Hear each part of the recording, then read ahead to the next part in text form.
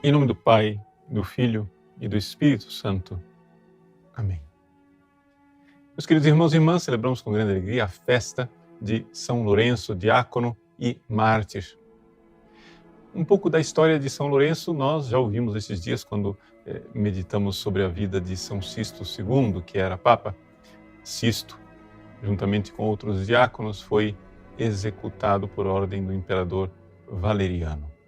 Lourenço, que era o responsável pela administração dos bens da igreja, dando esmola aos pobres, órfãos e viúvas, foi poupado. Mas poupado para que entregasse aquilo que era a propriedade da igreja. E ele então mostra para os seus perseguidores qual é a verdadeira riqueza da igreja. A riqueza da igreja são aqueles pobres, viúvas e órfãos com os quais a igreja podia exercer a caridade. Bom, furiosos, os romanos então levam Lourenço ao martírio, condenando-o a uma morte dolorosíssima, colocando-o sobre uma grelha para que ele lentamente seja martirizado. Nós conhecemos aquele episódio dramático e final da vida dele, em que ele diz para os seus algozes: podem girar, porque esse lado já está cozido. A gente ouve isso e diz, mas uma coisa fantasiosa, né? Uma coisa absurda. Como é que os antigos acreditavam nisso? E eu digo para vocês, bom, os antigos acreditavam nisso, e eu acredito também. Por quê? Porque se você acha que isto é impossível, é porque você não entende nada de santidade. Ou seja, hoje, quando nós falamos de santidade, a maior parte das pessoas acha que santidade é simplesmente não pecar. E aquilo que nos atrai na santidade, pelo menos essa é a moda atual, é ver como os santos são humanos. Como se os santos pudessem ser outra coisa a não ser humanos. Mas o que faz a santidade é quando a nossa natureza humana começa a participar da natureza divina. Consortes divina natura, nos diz a carta de São Pedro.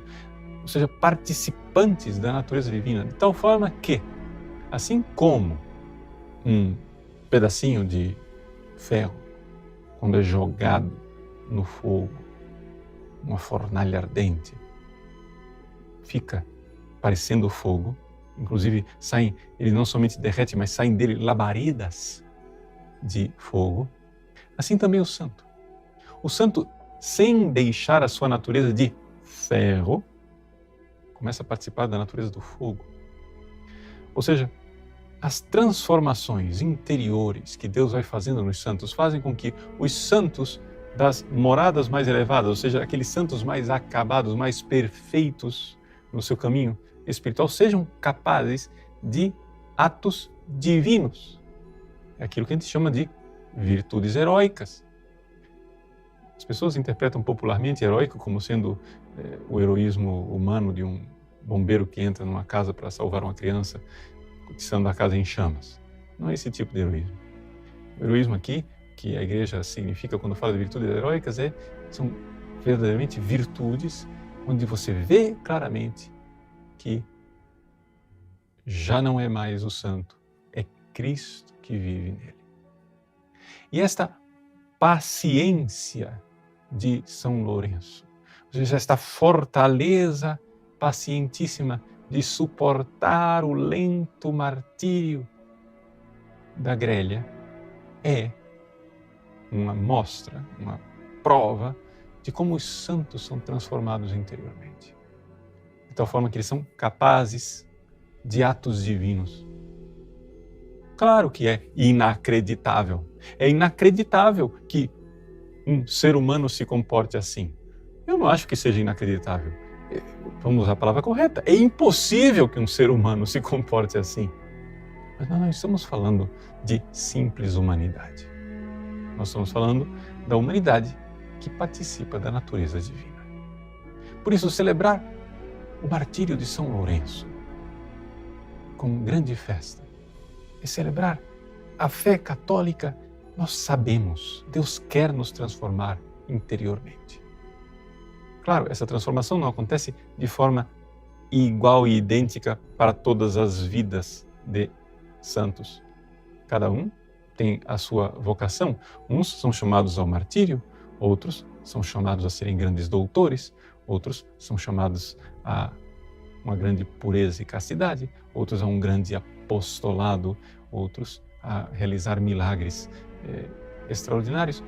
Todas estas realidades, quando nós as vemos e vemos que é inacreditável que homens e mulheres façam isso, nós temos que entender, é isso mesmo. É inacreditável, não somente inacreditável, é impossível, porque só é possível homens e mulheres fazerem isso, porque já não são mais simplesmente homens e mulheres, estão tão unidos a Cristo, que são participantes, já aqui nesta vida, num grau eminente da natureza divina.